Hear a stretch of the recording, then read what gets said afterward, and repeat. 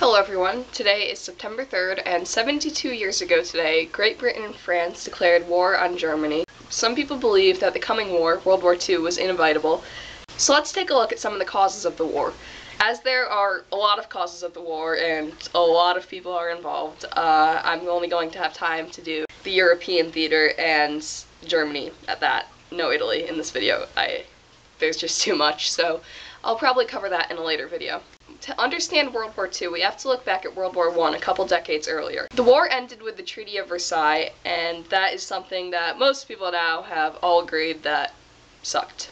That document was just a bad treaty. France was angry at Germany because so much of the fighting had happened on their soil, and you have to remember that World War I was a trench warfare, and even the best French landscaping could not stand up to 4 years of digging huge holes. So Germany was saddled with the blame for the war, and they had to pay off huge reparations that they just did not have the money for. To make matters worse, their entire government was torn down and was replaced with the Weimar Republic, which, as far as governing bodies go, was not that great.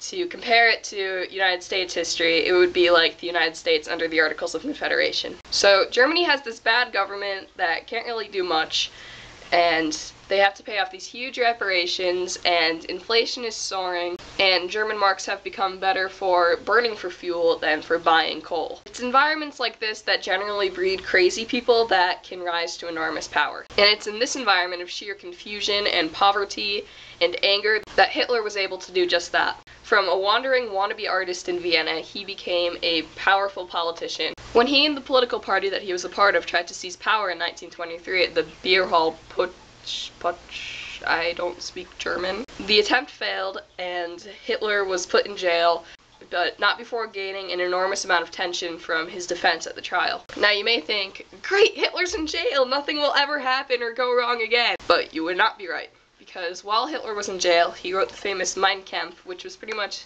a handbook of how Hitler would like the world to be ruled, and how best to kill people that he didn't like. And in 1933, Hitler was out of jail and had become the Chancellor. The Reichstag building, the Reichstag was the representative body of the Weimar Republic at the time.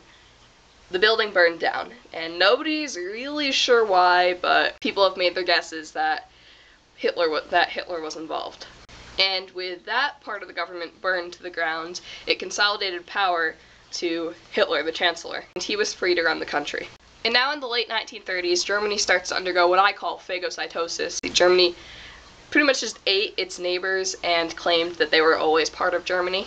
And when Germany took Austria, the response from the rest of the world was pretty much, whatever dude, do what you want, we've got a Great Depression to deal with, just leave us alone. But then Hitler wanted this part of Czechoslovakia called the Sudetenland, where most people were ethnically German and identified as Germans. So Britain's Prime Minister Neville Chamberlain goes into appeasement mode, and he makes Hitler promise that he won't take anything else after that. Now, a lot of people are quick to criticize Neville Chamberlain and his appeasing of Hitler, but you have to remember that Great Britain had just come out of this huge war with Germany, and they really didn't want to enter into another one of those. Then on September 1st, 1939, Hitler invaded Poland, and Poland has kind of been the punching bag of Europe for the past few centuries, because it's a country, then someone takes it over, and then they leave, and then it's not a country, and then it's divided, and then someone else takes it over, and then it's a country, then it's not, and then it's a country, then it's not, and it just goes back and forth like this for ages. And Britain and France could now see that Hitler wasn't just going to be appeased by only having Czechoslovakia and Austria. They could see the writing on the wall. And 2 days later, in response to the invasion of Poland, they declared war on Germany, bringing in all of their many colonies around the world and officially starting World War II in Europe. So I hope that you have learned something today, and now when you're walking down the street, you can go up to people and say, hey, do you know what happened 72 years ago today? Well, I do, and you will be able to teach them history. We will see Echo next week for another tale.